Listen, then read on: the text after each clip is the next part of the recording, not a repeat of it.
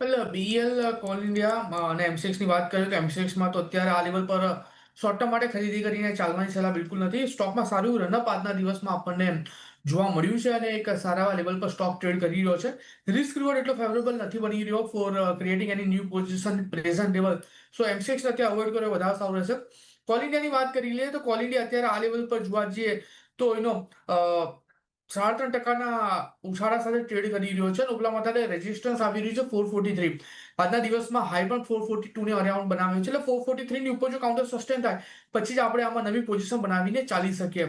અને હિન્દ કોપરની વાત કરીએ તો જે પ્રમાણે અત્યારે સ્ટોક ટ્રેડ કરી રહ્યો છે ઘણી સારી મોમેન્ટમ આપણને હિન્દ કોપરમાં જોવા મળી રહી છે.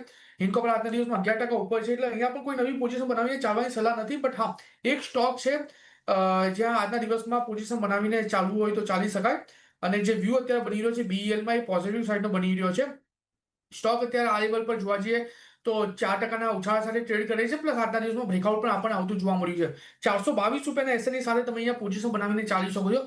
ઉપલા માથાડે 440 અને જો બ્રેક કરે તો 455 સુધીના લેવલ બીઈએલમાં આવતા જોવા મળી શકે.